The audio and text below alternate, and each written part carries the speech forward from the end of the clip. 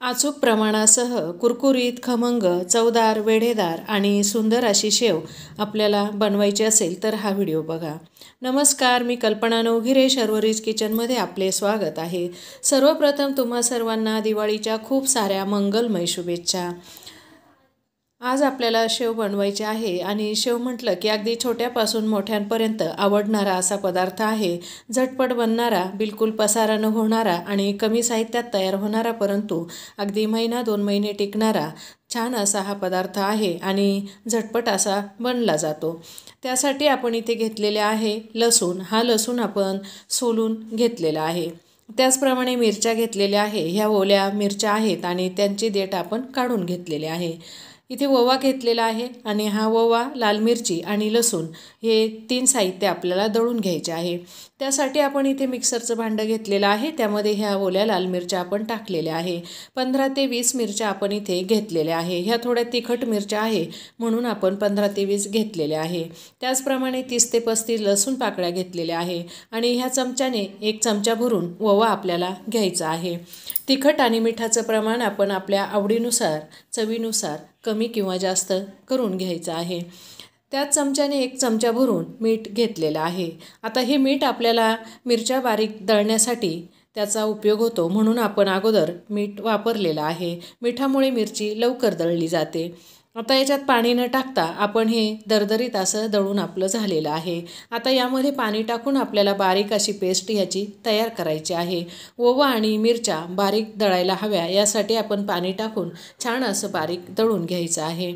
आता हे व्यवस्थित बारीक दळून झालेलं आहे. त्याचा कलरही ऑरेंज असा सुंदर आलेला आहे.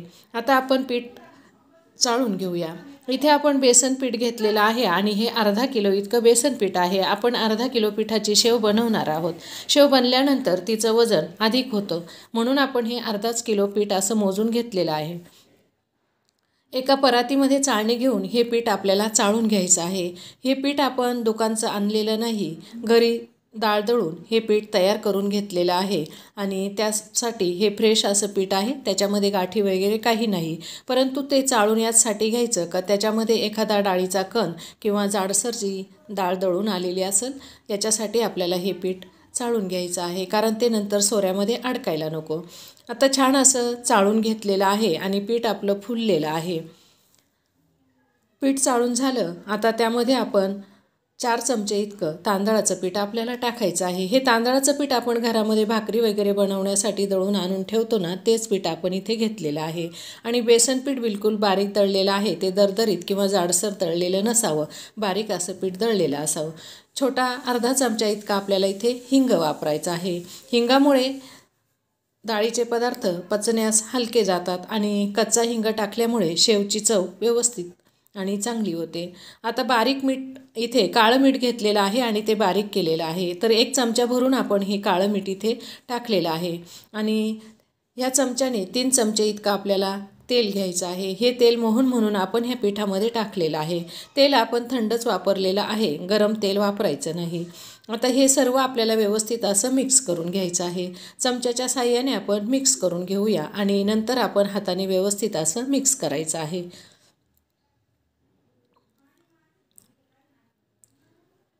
हाताच्या साहाय्याने हे पुन्हा एकजीव करून घेऊ आणि जर नाही झालं एकजीव, थोडंफार इकडे तिकडे झालं तरीसुद्धा काही हरकत नाही. आपण पीठ भिजवून घेतो त्यावेळेस ते पुन्हा एकदा मिक्स होतं. आता हे हाताच्या साहाय्याने आपण मिक्स करून घेतलेलं आहे. इथे आपण पुन्हा एक गाळणी घेतली आणि गाळणीच्या साहाय्याने आपल्याला हे जी आपण पेस्ट दळून ठेवलेली आहे ती आपल्याला गाळून घ्यायची आहे. कारण जर आपण ही पेस्ट गाळली नाही तर याच्यामध्ये मिरचीच्या बिया आणि जो ओवा आहे तो अख्खा जातो आणि ज्यावेळेस आपण शेव बनवतो त्यावेळेस तो सोऱ्यामध्ये म्हणजे जाळीमध्ये अडकतो आणि शेव आपली व्यवस्थित येत नाही. यासाठी आपण हे व्यवस्थित असं गाळून घ्यावं. पुन्हा आपण थोडंसं पाणी टाकून मिक्सरच्या भांडं विसळून ते पाणी याच्यामध्ये टाकून घेतलेलं आहे आणि चमच्याच्या साहाय्याने पुन्हा एकदा आपल्याला हे गाळून घ्यायचं आहे. तर जितकं बारीक झालेलं आहे ते सर्व खाली गळून गेलेलं आहे आणि जाडसर चोथा वरती राहिलेला आहे. ओव्याला जर पाणी लागलं की ओवा फुलून येतो. अगदी बारीकसा कण असेल आणि तो पाण्यात पडला की ओवा मोठा होतो म्हणून तो बारीक जाळीमध्ये अडकतो. त्याचप्रमाणे मिरचीचं बी बारीक दळलं जात नाही म्हणून आपण हे गाळून घ्यावं, नंतर आपल्याला त्रास व्हायला नको. आता जे पाणी आपण गाळून घेतलेलं आहे, त्यामध्ये आपण हे पीठ भिजवून घेऊया। आपण इथे हळदीचा वापर अजिबात केलेला नाही। मिरचीमुळे छान असा ह्या शेवला कलर येतो, यासाठी आपल्याला हळदीचा वापर करायचा नाही। हे पीठ बऱ्याच प्रमाणात चिकट आहे आणि भिजवताना ते खूप सारं हाताला वगैरे चिकटत असतं, परंतु थोडं थोडं पाणी करून आपण ह्या पिठाचा गोळा बनवून घेऊया।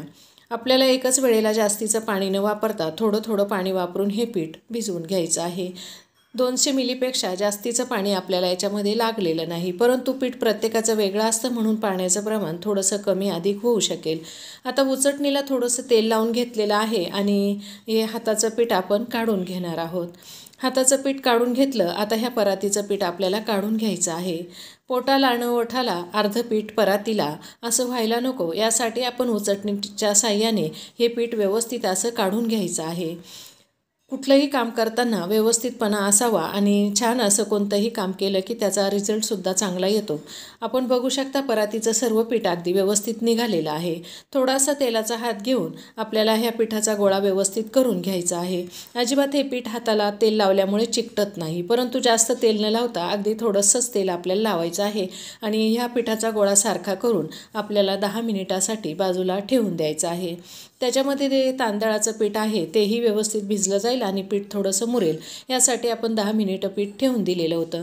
10 मिनिटं झाले, पुन्हा एकदा तेलाचा हात लावून घेऊन हे पीठ आपल्याला व्हिडिओमध्ये दाखवल्याप्रमाणे छान असं मळून घ्यायचं आहे। पीठ जर चांगलं मळलं गेलं तर शेव अगदी वेढेदार येते आणि शेव तुटत नाही, व्यवस्थित छान अशी दिसायला शेव येते। आता इथे आपण सोऱ्याला बारीकशी जाळी लावून घेतलेली आहे, त्याचप्रमाणे सोऱ्याला थोडंसं तेल लावून घ्यायचं आहे। तेल लावल्यामुळे पीठ अगदी चिडचिड इकडे तिकडे चिकटत नाही, म्हणून आपण थोडंसं तेल लावून घेतलं आणि हाताच्या साह्याने आपण हे पीठ सोऱ्यामध्ये भरणार आहोत। आपण उचटणीच्या किंवा चमच्याच्या साह्याने हे पीठ भरू शकता, परंतु हे पीठ बिलकुल हाताला चिकटत नाही, व्यवस्थित असं भरलं गेलेलं आहे। सोऱ्या आपण गच्च भरून घेतला, तेल तापत ठेवलेलं आहे। आता तेल तापलं की नाही यासाठी आपण छोटासा पिठाचा गोळा टाकून हे तेल तापलं की नाही हे बघूया। तर तेल तापलेलं आहे, थोडंसं कमी प्रमाणात तापलंय। थोडी गॅसची फ्लेम मोठी केलेली आहे आणि जो पिठाचा गोळा टाकला होता तो आपण काढून घेऊया। आता तेल आपलं चांगलं तापलेलं आहे। फारसं तेल आपल्याला अगदी उकळतं करायचं नाही, कारण शेव जर करायला घातली तर शेव करताना आपल्याला 1-2 मिनिटाचा वेळ जातो आणि खालची शेव लवकर तळली जाते, यासाठी तेलाचं टेम्परेचर थोडंसं प्रमाणातच असावं। आता गॅसची फ्लेम आपल्याला फुल करून द्यायची आहे, कारण आपण बरीचशी शेव तेलामध्ये सोडलेली आहे आणि तेल थंड होऊन गेलं की शेव व्यवस्थित तळत नाही, तेलकट होते, म्हणून आपण गॅसची फ्लेम फुल करून दिलेली आहे। आता आपली शेव काढून झालेली आहे आणि तळून पण झालेली आहे। दुसऱ्या बाजूने तळून घेण्यासाठी आपण झाऱ्याच्या साह्याने दुसऱ्या बाजूने तळून घेऊया। तर सुंदर अशी शेव आपली झालेली आहे आणि तेलाचा फेस कमी झालेला आहे। तेलाचा फेस कमी झाला की समजायचं शेव आपली तळून झालेली आहे। बिलकुल तेलाचे बुडबुडे कमी झालेले आपल्याला दिसत आहेत। आता शेव आपण काढून घेऊया आणि सुंदर असा कलर आणि वेढेदार अशी शेव आपली आलेली आहे। सोऱ्यामध्ये बिलकुल ही शेव एकत्र होऊन तुकडे किंवा गोळे पडलेले नाही पिठाचे, छान अशी वेढेदार शेव आपली तयार झालेली आहे। यासाठी पीठ आपण परफेक्ट असं भिजवावं, पिठाची मेहनत करावी, म्हणजे शेव छान येईल। आता पुन्हा दुसरी शेव म्हणजे दुसराही वेढा आपण तळून घेतलेला आहे आणि पहिल्याप्रमाणेच दुसराही वेढा छान असा आपला झालेला आहे। शेव तळली की नाही हे बघण्यासाठी तेलावरील जे बुडबुडे आहे, जो फेस आहे तो कमी झाला की समजायचं शेव तळून झाली। आता अर्धा किलो पिठाची अगदी परातभर शेव आपली तळून झालेली आहे आणि सुंदर छान अशी शेव आपली झालेली आहे। जर तुम्हाला हा व्हिडिओ आवडला असेल तर लाईक करा, शेअर करा आणि सबस्क्राईब केलेलं नसेल तर शर्वरीज किचनला सबस्क्राईब करा।